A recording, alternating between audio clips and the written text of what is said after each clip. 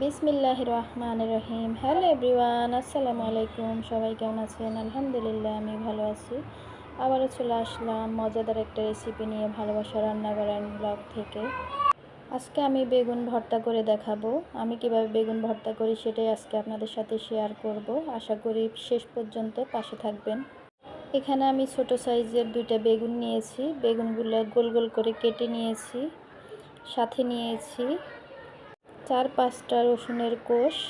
বেগুনগুলো কেটে হলুদ এবং লবণ দিয়ে মেখে আমি 10 থেকে 15 মিনিট রেখে দিয়েছি। তারপরে আমি চুলায় একটা পাত্র বসিয়ে দিলাম। তেল দিয়ে তেলটা হালকা গরম করে আমি বেগুনগুলো এক এক করে দিয়ে দিয়েছি।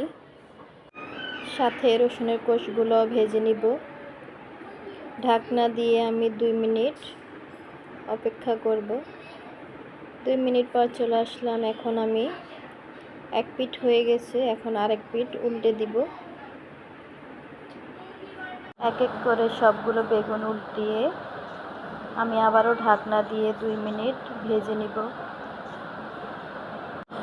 যদি আমার ভিডিওটা ভালো লেগে থাকে তাহলে একটা লাইক কমেন্ট শেয়ার করে দিবেন। আপনাদের একটা লাইক কমেন্ট শেয়ারে আমাকে অনেক উৎসাহিত করে তোলে। বেগুনগুলো হয়ে গিয়েছে, এখন আমি এক এক করে সবগুলো বেগুন উঠিয়ে নিব। বেগুনগুলো ঠান্ডা হওয়ার জন্য অপেক্ষা করব আমি। ঠান্ডা হলেই বেগুনের গায়ের থেকে চামড়াটা ছাড়িয়ে নিব। এই যে চামড়াটা ছাড়িয়ে নিয়েছি। এখন আমি সবগুলো বেগুন ম্যাশ করে নিব হাতের সাহায্যে। রসুনের কোষগুলা ম্যাশ করব না, ওগুলা গোটাই রেখে দিব। দেখতে সৌন্দর্য দেখা যাবে, ভালো লাগবে দেখতে। এখন সরাসরি চলে যাবে চুলার ধারে। চুলা একটা পাত্র বসিয়ে দিলাম। পাত্রটা গরম হলে আমি সরিষার তেল দিয়ে দিব। অল্প করে সরিষার তেল দিব, কারণ আমি বেগুনটা আগে তেলে ভেজে নিয়েছি, ওখানে তেল আছে, এই জন্য অল্প করে সরিষার তেল দিব। তেলের মধ্যে আমি পেঁয়াজ কাঁচামরিচ পরিমাণ মতো অল্প করে দিয়েছি। একটু ভেজে লবণ আর হলুদের গুঁড়া দিয়ে দিব। একটু নাড়াচাড়া করে আমি বেগুনটা দিয়ে দিব। আর কোনো কিছু লাগবে না। আপনারা চাইলে আমার মতো খুব সহজে সুন্দরভাবে বেগুন ভর্তা বানিয়ে ফেলতে পারেন।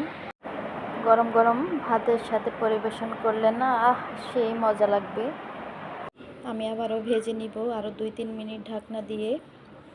তারপরে ধনিয়া পাতা দিয়ে নামিয়ে ফেলব। আমার ভর্তাটা হয়ে গিয়েছে। আবারও বলছি, যদি আমার ভিডিওটা ভালো লেগে থাকে তাহলে একটা লাইক কমেন্ট শেয়ার করে যাবেন। নতুন কোনো বন্ধু আমার ভিডিওটি দেখলে ফলো দিয়ে পাশে থাকবেন। আমি এখন গরম গরম ভাতের সাথে পরিবেশন করব। সবাই ভালো থাকবেন, সুস্থ থাকবেন। আল্লাহ হাফেজ।